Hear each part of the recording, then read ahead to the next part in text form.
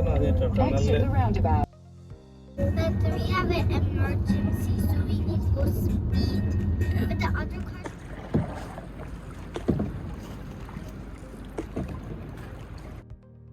Hi friends, നമ്മുടെ Norway road ട്രിപ്പിന്റെ മൂന്നാമത്തെ പാർട്ടാണിത്.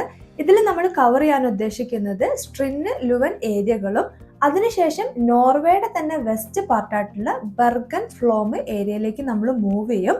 സമയം രാത്രി 10 മണിയാണ്. നമ്മളപ്പോൾ ഇന്ന് സ്റ്റേ എടുത്തിട്ടുള്ളത് സ്ട്രിന്നിലാണ്. ജൂൺ, ജൂലൈ, ഓഗസ്റ്റ് എന്ന് പറയുന്നത് നോർവേയിലെ മെയിൻ സമ്മർ സീസൺ ആണ്. അതുകൊണ്ട് തന്നെ സ്റ്റേ കണ്ടുപിടിക്കുക എന്ന് പറയുന്നത് ഈ ഒരു സമയത്ത് കുറച്ച് ബുദ്ധിമുട്ടായിരുന്നു. നമ്മൾ നേരത്തെ ബുക്ക് ചെയ്തതാണ്, എന്നാൽ പോലും ഈ ഒരു ഏരിയയിൽ ഈ ഒരു ഹോട്ടൽ മാത്രമായിരുന്നു അവൈലബിൾ ആയിട്ടുള്ളൂ.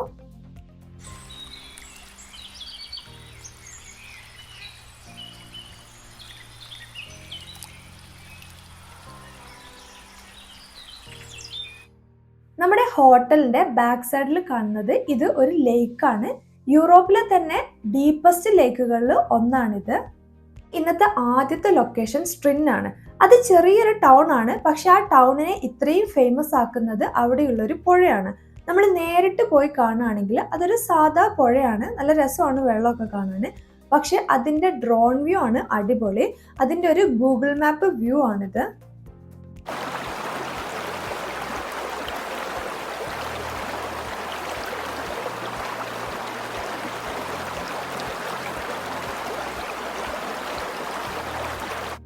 നമ്മളിപ്പോൾ കടന്നു പോകുന്നത് ലുവൻ സ്കൈ ലിഫ്റ്റിലൂടെയാണ്. നമ്മൾ ഓൾറെഡി ഗൈരാഗർ, ട്രൂൾസ്റ്റീഗൻ, ലുവൻ ഏരിയ കവർ ചെയ്തിട്ടുണ്ട്. ആ ഒരു സമയത്ത് ലുവൻ സ്കൈ ലിഫ്റ്റും കയറിയിട്ടുണ്ട്.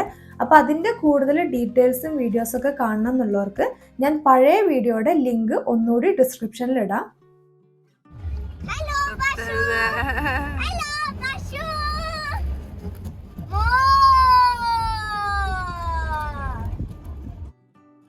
നോർവേയിൽ നമ്മളെ അതിശയിപ്പിക്കുന്ന മറ്റൊരു കാഴ്ചയാണ് ഗ്ലേഷ്യേഴ്സ് എന്ന് പറയുന്നത്. ലുവനിൽ മെയിനായിട്ട് 2 സ്ഥലങ്ങളുണ്ട്, ഓൾഡി വാത്നർ, ലൂ വാത്നർ. ഈ രണ്ടും എന്ന് പറയുന്നത് ഒരു വലിയ ലേക്കും അതിനു ചുറ്റും വലിയ വലിയ മൗണ്ടൻസും ആണ്. ഈ മൗണ്ടൻസിന്റെ ഒക്കെ ടോപ്പിൽ നമുക്ക് ഗ്ലേഷ്യേഴ്സ് കാണാൻ പറ്റും. അതുപോലെ ഗ്ലേഷ്യേഴ്സ് എന്ന് വരുന്ന വെള്ളം ആയതുകൊണ്ട് തന്നെ ആ ഒരു ലേക്കിലൊക്കെ ഭയങ്കര ഒരു ഗ്രീനിഷ് കളറിലുള്ള വാട്ടർ ആയിരിക്കും നമുക്ക് കാണാൻ പറ്റുന്നത്. ഗ്ലേഷ്യേഴ്സിൽ നമുക്ക് കാണാൻ പറ്റുന്ന പല ഏരിയയ്ക്കും പല പേരുകളാണ്. നമ്മൾ പോകുന്നത് ഷെൻദാൽസ്ബ്രി എന്ന് പറയുന്ന ഗ്ലേഷ്യർ കാണാനാണ്. അപ്പോൾ കാറ് പാർക്ക് ചെയ്ത് ഒരു 15 മിനിറ്റ് ഉള്ളോട്ട് നടക്കണം. അവിടെ ഹോപ്പ് ഓൺ ഹോപ്പ് ഓഫിന്റെ ടൈമിങ് കൊടുത്തിട്ടുണ്ട്. അപ്പം നിങ്ങൾ കാറിലല്ല വരുന്നതെന്നുണ്ടെങ്കിൽ ടൂറിസ്റ്റുകൾക്കൊക്കെ ഹോപ്പ് ഓൺ ഹോപ്പ് ഓഫ് നല്ല ഹെൽപ്ഫുൾ ആയിരിക്കും. നമ്മൾ ഇപ്പോൾ ഉള്ളത് നോർവേയിലെ തന്നെ അതിമനോഹരമായിട്ടുള്ള ഒരു സ്ഥലത്താണ്. വലിയ വലിയ മൗണ്ടെയ്ൻസും അതിൻ്റെ മേലെ ഗ്ലേഷ്യേഴ്സ് ഒക്കെ ആയിട്ട്. എന്നാൽ ഈ ഒരു ഭംഗി തന്നെയാണ് ആ നാടിൻ്റെ ശാപവും. അതിന് കാരണം എന്താണെന്ന് വെച്ചിട്ടുണ്ടെങ്കിൽ ഈ ഗ്ലേഷ്യേഴ്സ് എപ്പോഴും പുതിയത് രൂപപ്പെട്ടുകൊണ്ടേയിരിക്കും, അതുപോലെ തന്നെ പഴയത് ഉരുകിക്കൊണ്ടേയിരിക്കും.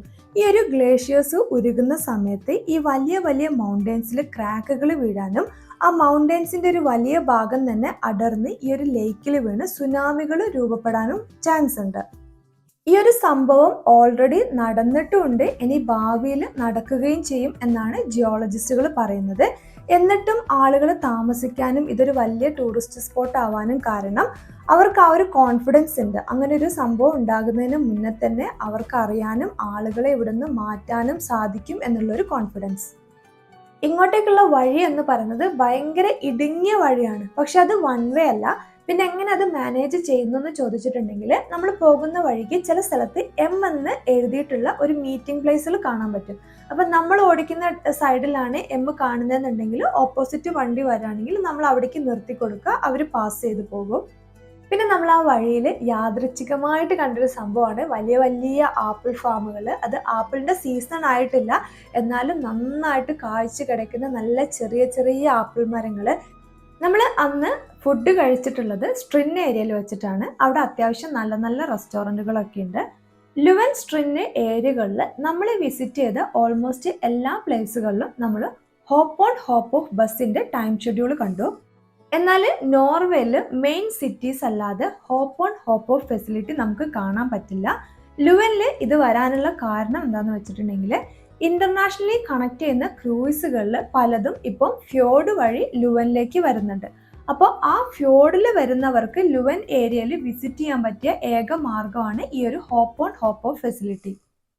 ഈ ഒരു ക്രൂസ് ഷിപ്പ് ലുവനിൽ മാത്രമല്ല ഫ്യോർഡ് വഴി കണക്ട് ചെയ്യാൻ പറ്റുന്ന നോർവേയുടെ മറ്റ് സ്ഥലങ്ങളായിട്ടുള്ള ഗെയ്രാഗർ, ഫ്ലോമ് പോലെയുള്ള ഏരിയകളിലേക്കും ഇങ്ങനെ വലിയ വലിയ ക്രൂസ് ഷിപ്പുകൾ ഇപ്പോൾ വരുന്നുണ്ട്.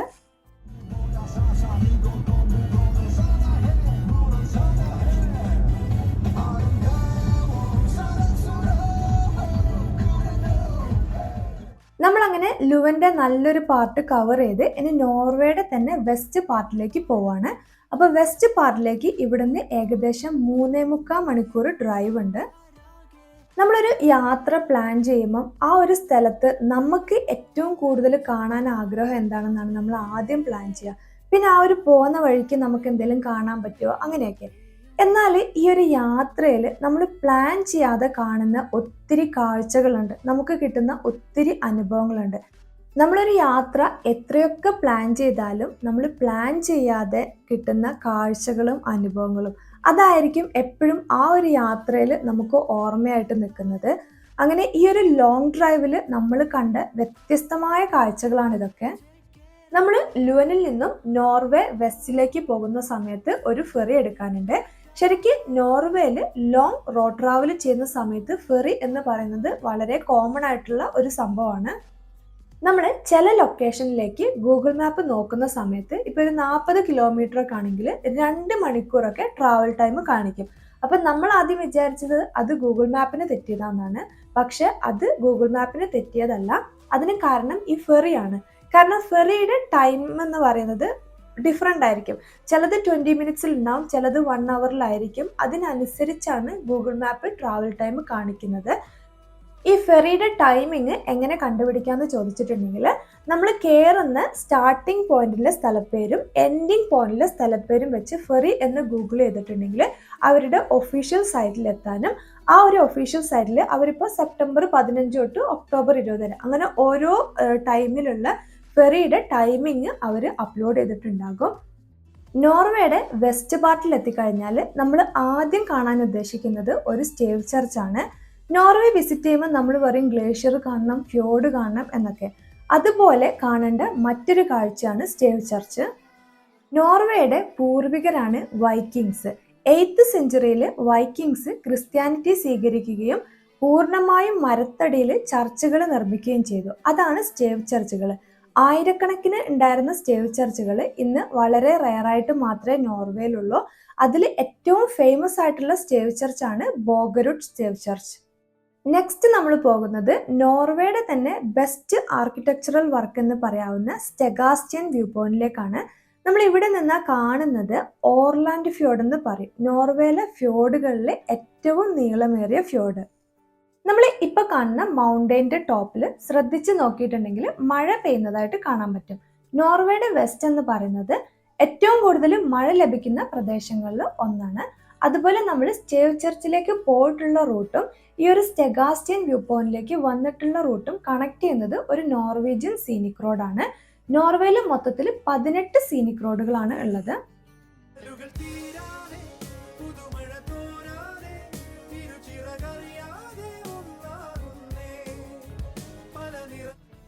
നമ്മൾ ഇപ്പോൾ ഉള്ളത് ഇന്നത്തെ ലാസ്റ്റ് ലൊക്കേഷൻ ആയിട്ടുള്ള ട്വിൻഡേഫോസൻ വാട്ടർഫോളിനടുത്താണ്.